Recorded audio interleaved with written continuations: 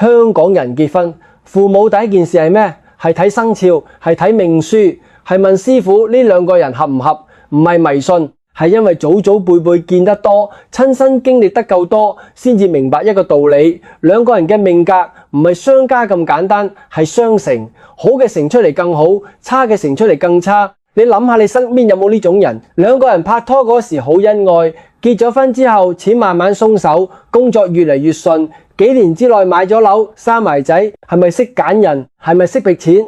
其實有時係因為兩個人嘅氣場合，住埋一屋，氣場自然地加強咗，財位自然開，錢自然嚟。但係你身邊有冇另外一種，兩個人拍拖嗰時你睇佢哋都開心，結咗婚之後開始成日嗌交，唔係為錢就係為細節，財政永遠係問題，做乜都唔順。仲有人話結咗婚之後事業退步，家裏氣氛沉，成日有事發生。呢個唔係純粹性格問題，係兩個人嘅氣場相衝，住埋一屋，衝來衝去，財運當然難聚。今日我唔係嚟講神秘學，我係嚟同大家講一樣好實際嘅事，從命理角度，從五行氣場角度，邊9對生肖嫁娶之後，係前後都會發，係財運會越嚟越旺，係家庭會越嚟越穩。大家睇落去之前，先問自己2條問題：你知唔知自己嘅生肖配咩生肖最旺財？你個仔個女而家識緊嘅人係咩生肖？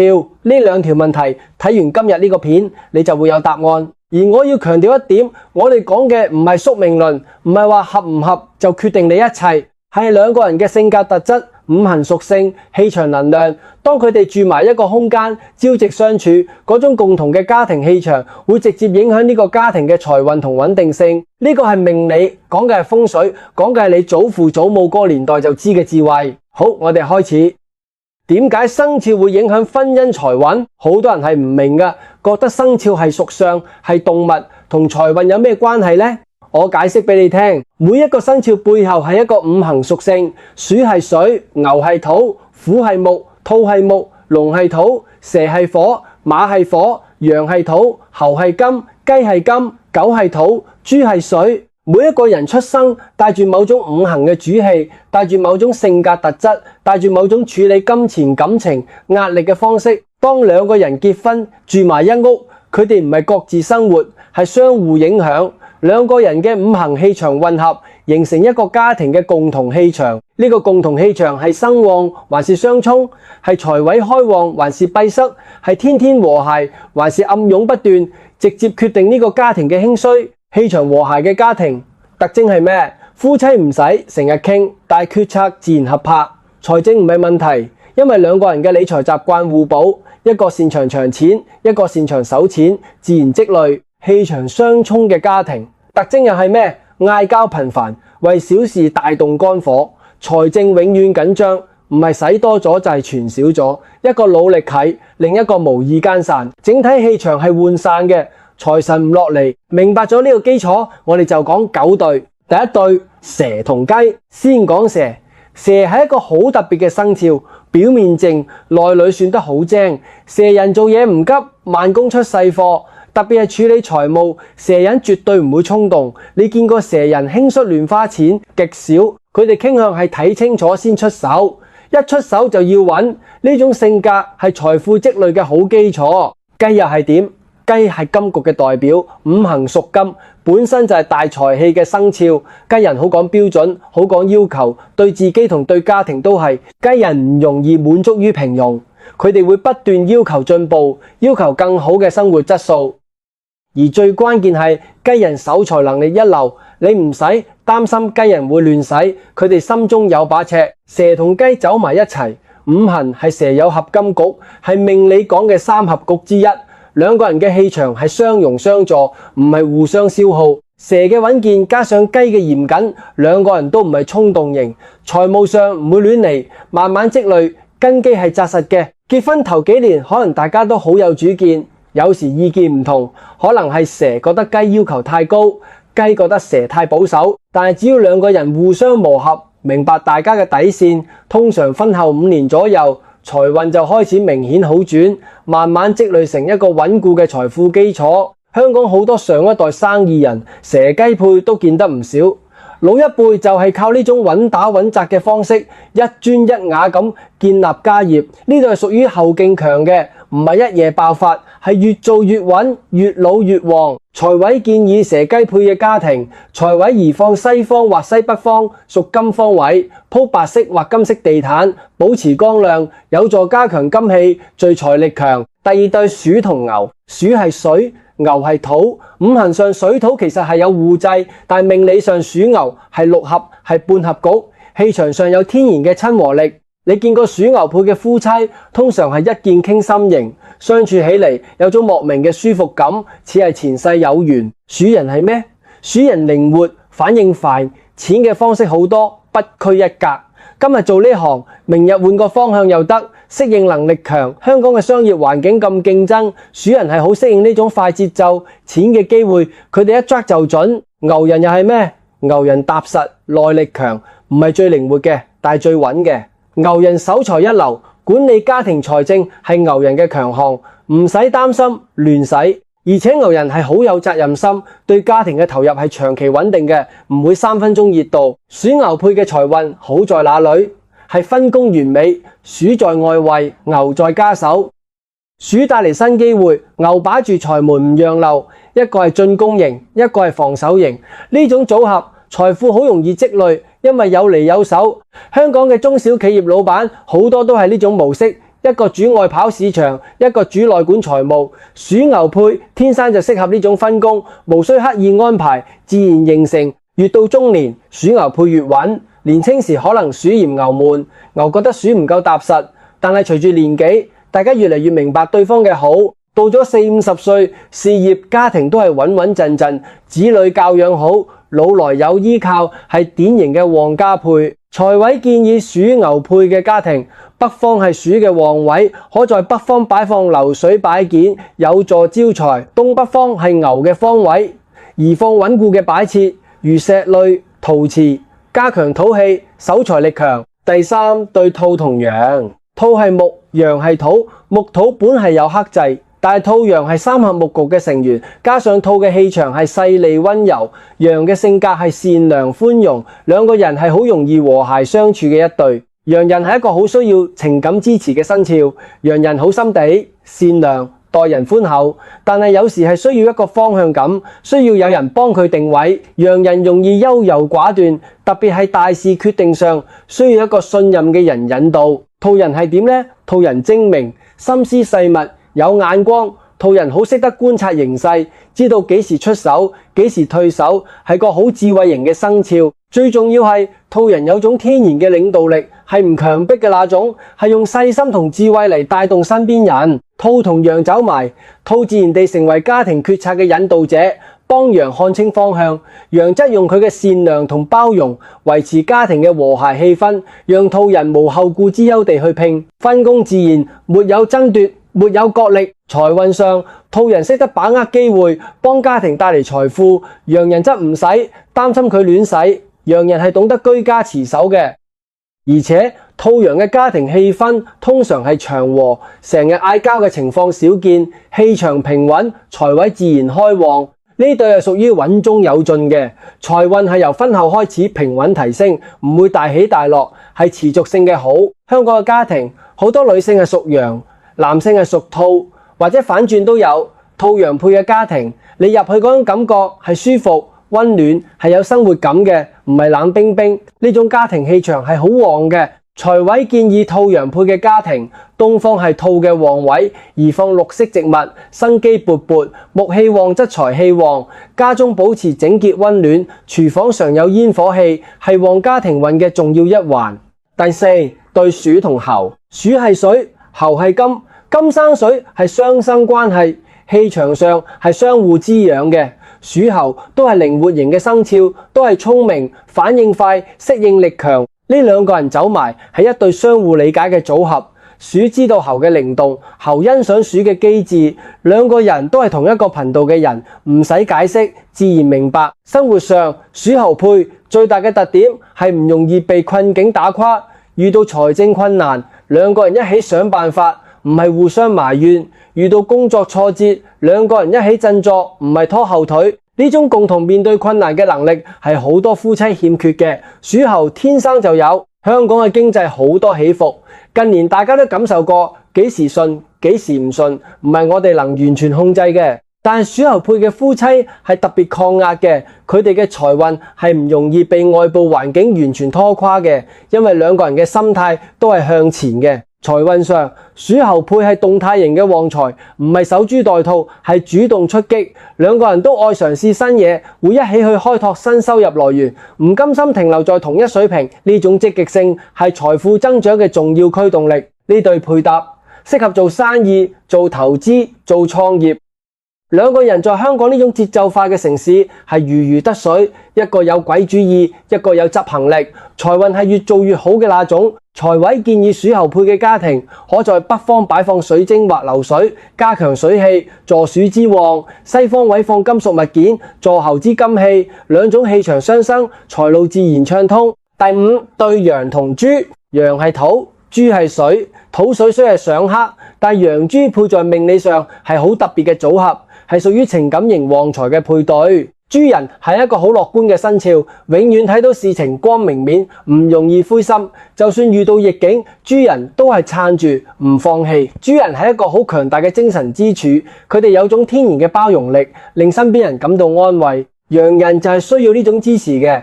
羊人好善良，好盡心，但羊人有時係自己諗太多，容易憂慮，容易不安。豬人嘅樂觀，正正係羊人最需要嘅穩定劑。羊豬配，豬人係羊人嘅後盾，令羊人安心去做計劃、去執行，唔使成日擔心萬一。而羊人係好有計劃性嘅，羊人識得定長遠目標，識得為家庭財務規劃，佢哋唔係只顧眼前。兩個人分工係羊計劃，豬執行精神支持。羊人定好家庭財務目標，豬人提供正能量，讓大家都唔放棄。財運上，羊豬配係屬於細水長流型，唔係一夜暴富，係日積月累平穩增長。特別係婚後嘅後半段，人到中年之後，財運係持續向好嘅。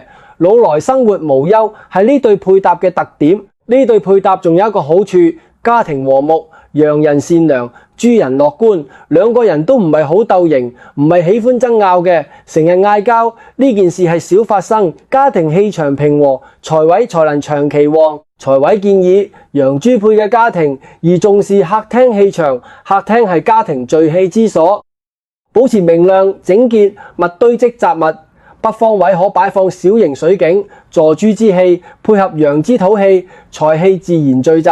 第六，對羊同馬，呢對係相當有趣嘅配對。馬同羊係三合火局，氣場上係相合嘅，但更有趣係兩個人嘅性格截然不同，但係互補得剛剛好。馬人係自由型，馬人唔喜歡被束縛，好有衝勁，做嘢係大開大合嘅風格，喜歡挑戰，不怕冒險。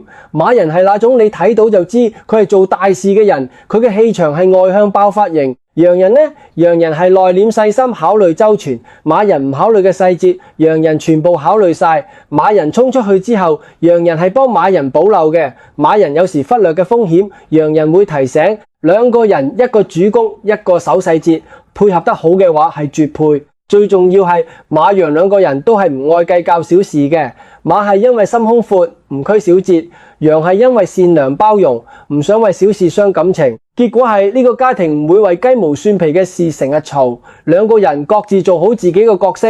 財政唔係戰場，係合作項目。財運上，馬羊配係屬於越老越旺嘅類型，特別係50歲之後，財運係明顯好轉。命理上講，話馬羊配有天賜之財，做生意容易得到貴人，係因為兩個人嘅氣場加埋係旺貴人緣嘅。香港人好注重貴人緣，知唔知你有多少個貴人係決定你事業發展快慢嘅？馬羊配嘅夫妻成對去社交係有優勢嘅。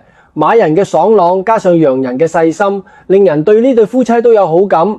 貴人自然嚟。財位建議馬羊配嘅家庭，南方係馬嘅旺位，宜放紅色或粉紅色係擺設，加強火氣。正門要保持開揚，氣流暢通，令貴人財氣容易入門。第七對馬同猴，呢對係9對之中仕途事業上升得最快嘅一對。古人有句話：馬上封侯，馬子午，猴子申，五申相配，係有天然仕途旺氣嘅。呢唔係我講嘅，係命理典籍，講嘅係老一輩研究幾百年嘅結論。馬人有衝勁，有魄力，唔怕壓力，做嘢係全力以赴型。馬人嘅事業係需要一個人支撐後方，同時幫佢出謀劃策嘅。猴人係點呢？猴人係最有計謀嘅生肖之一。猴人靈活，有創意，好識得審時度勢，知道幾時出手最有利。猴人唔係蠻幹，係巧幹。馬同猴配埋係馬衝猴謀，馬出力，猴出計。馬有時衝得太快，猴拉一拉；猴有時想得太多，馬推一推。兩個人嘅優點係互補，缺點係互補，罕有地平衡。呢對夫妻做生意係特別有優勢，特別喺香港呢種商業城市，馬人嘅執行力加猴人嘅策略係打天下嘅組合，而且兩個人都係好有上進心嘅，唔滿足於現狀，永遠係想更上一層樓。財運上，馬猴配係快速型發財，唔係慢慢積累，係跳躍式上升，可能係生意某個決定帶嚟大筆財富，可能係工作上突然升職加薪，總之係有明顯嘅財運跳升嘅機會。但有一點要注意，馬同猴都係好有主見嘅生肖。初婚嗰時磨合期係需要有耐性，兩個人都係要話事嘅，初期難免有角力，但係只要過咗磨合期，建立起信任之後係越嚟越好。香港呢種快節奏、高壓力嘅環境，馬猴配係最適應嘅夫妻之一。因為兩個人都唔怕壓力，都係越壓越強嘅性格。財位建議馬猴配嘅家庭，書房同工作區好重要，而放在南方或西方，保持光亮整潔，有助事業運。座位背後有實牆，象徵有靠山，事業運加強，財運自然跟上。第八對龍同雞，呢對係因實力而結合，因實力而發財嘅配對。龍人係一個特別嘅生肖，龍係土，但係龍帶嘅氣係磅礴嘅，係有霸氣嘅。龍人天生有領袖氣質，目標遠大，做嘢有宏圖，唔容易滿足。龍人好自信，好有主見，對自己設嘅標準係高嘅。雞人又係好強嘅，雞係金，雞人做嘢係講求完美，唔服輸，要做就做到最好。雞人係非常有競爭力嘅生肖，佢哋唔喜歡落後於人，工作上係非常拼嘅。龍雞走埋係強強聯合，唔係一個強一個弱。初期可能係問題，因為兩個人都係有話事權嘅，都係主見強嘅，難免有碰撞。你諗下，一屋兩個大王，最初係有啲緊張嘅。但係龍雞配好嘅地方係，佢哋唔係靠嗌交嚟解決問題，係靠實力互相說服。龍人說服雞人係用成績，雞人說服龍人係用事實，兩個人都係講求實際嘅，唔係靠情緒，係靠真材實料。一旦兩個人建立咗互信，認可咗對方嘅實力，佢哋嘅合力係驚人嘅。兩個高標準嘅人共同建立一個家庭，佢哋對財富、對生活質素嘅追求係同步嘅，行差踏錯係少嘅，因為大家都係要求高、唔馬虎嘅人。財運上，龍雞配係因實力嚟嘅財富，唔係運氣，係靠兩個人都係拼嘅，合力打出嚟。特別係婚後5至10年，兩個人磨合好之後，財運係明顯上升嘅，而且係持續性嘅，唔係曇花一現。財位建議龍雞配嘅家庭，西方係雞嘅旺位，可放金飾係擺設或金屬飾品，加強金氣。東南方係財位，宜放翠綠植物或聚寶盆，令財氣有地方落腳。兩個位置都打理好，財運上下配合，旺氣持久。第9對猴同龍，呢係9對之中最敢拼、最有突破性嘅一對。猴係金，龍係土，土生金係雙生關係。氣場上，龍係幫住猴嘅。猴人嘅靈活計謀，加上龍人嘅氣場霸氣，係一個令人印象深刻嘅組合。猴人唔甘平凡，猴人永遠係想突破現狀嘅，舊嘅路走咗係想開新路嘅。投資猴人敢，創業猴人試，換行業猴人分析，好先出手。猴人嘅思維係走在前面嘅。龍人係點呢？龍人係猴人最好嘅後盾，龍嘅氣場係旺嘅，跌低都撐起嚟嘅那種。龍人唔容易被打垮，而且龍人係好有鼓勵性嘅。龍人相信大目標，相信宏圖大計，係激勵猴人更上一層樓嘅存在。喉龍配嘅夫妻係互相激勵嘅，唔係互相拖後腿嘅。一個有想法，另一個就話好事。兩個人都唔係保守型，都唔係守成型，係開拓型嘅。呢對婚後嘅財運特點係婚後事業係明顯升啲嘅，而且係兩個人都升，唔係得一個升。子女嘅運勢都係好嘅，因為父母嘅氣場強，家庭嘅整體氣場係向上向旺嘅，大益後代。命理上講話喉龍配係五世發達，係代代相傳嘅旺氣。聽起嚟神奇，但實際係有道理嘅。兩個人嘅進取心，兩個人對家庭嘅投入係會影響下一代嘅耳濡目染，下一代耳體目染，呢種進取性格自然係更有出息嘅。香港嘅投資環境、地產市場、創業生態係喉龍配最能發揮嘅舞台。兩個人嘅組合係在這種環境中如虎添翼，財運係越做越旺嘅。財位建議喉龍配嘅家庭，而在書房或工作室擺放龍形擺件，加強龍之土氣助金。西方位放金屬聚寶盤，令財氣聚而不散。最重要係保持家中氣流暢通，令旺氣能夠流動，唔喐住，財運才能持續向好。講完9對，問翻大家一條問題：你同你另一半嘅生肖係唔係喺呢9對之中？聽完我講，你有冇覺得我描述嘅係符合你哋實際生活嘅？好多人聽完係有共鳴嘅，唔係因為我法力無邊，係因為命理幾千年嘅智慧係有其根據嘅，係人嘅性格、五行、氣場積累出嚟嘅規律。但係咧都要講清楚一件事，合咗生肖係唔係就萬事大吉？唔係，係絕對唔係咁簡單。我見過好多合生肖嘅夫妻，財運一樣唔好。點解？因為生肖合係先天優勢，係基礎，但係後天做唔做好係更重要嘅。就好似你部車係部靚車，馬力強，底盤好係先天優勢，但你唔加油唔保養係照樣跑唔起嚟嘅。婚姻財運都係一樣道理，合生肖係部靚車，但你住嘅地方氣場差，你日常嘅生活習慣差，你處理家庭關係嘅方式差，咁先天嘅優勢係會被抵消嘅。所以我係要同大家講3件事，係每一對夫妻無論合唔合生肖都係要做嘅，係維持家庭好運嘅實際行動。第一件事，保持家宅安寧，唔好讓爭吵拖長。夫妻係會嗌交嘅，呢個係正常，人與人相處有摩擦係必然。但係嗌完之後係咪即時化解，定係冷戰好多日係非常唔同嘅。你知唔知風水上有一個觀念叫做怨氣入牆，係話夫妻長期冷戰、長期情緒壓抑，呢種負面情緒係會積聚在家中氣場入面嘅。你諗下，如果一間房間入面成日係負面情緒，係積鬱不散嘅氣場，咁財氣點嚟？財神係見到你屋企成日黑臉冷戰，係唔想嚟嘅。所以有事傾，唔好積住唔講，係最傷氣場嘅。嗌完之後係唔係能夠回復正常，係判斷一個家庭氣場係好定係差嘅重要指標。氣場順暢嘅家庭係有說有笑嘅，係見到問題解決問題嘅，唔係積住一肚氣。呢種家庭財位係開旺嘅，因為正氣流動，財氣跟嚟。第二件事，保持財位光亮整潔。無論你係幾合嘅生肖配搭，如果你屋企嘅財位係擺住一堆雜物，係暗暗地地，係凌亂嘅，咁財運係進唔嚟嘅。財位係咩啊？一般而言係入門見到嘅對角位置，係風水上財氣聚集嘅地方。呢個位置要保持光亮，要保持整潔，唔好擺死物、擺垃圾、擺壞咗嘅嘢。好多人唔係唔信風水，係唔重視細節。財位擺晒舊報紙，擺晒不用嘅東西，擺晒灰塵滿布嘅擺件，咁無論你生肖有幾合，財氣係入唔嚟嘅，因為佢係無地方落腳嘅。動手去清理你屋企嘅財位，係你今日睇完呢個片就能夠做嘅事，成本係零，但係效果係真實嘅。第3件事，保持廚房有生氣，有煙火氣。香港地方細，好多人唔係唔煮飯，係因為太忙，因為外食方便。慢慢廚房就係一個擺設，係靜止嘅空間。但係風水上講，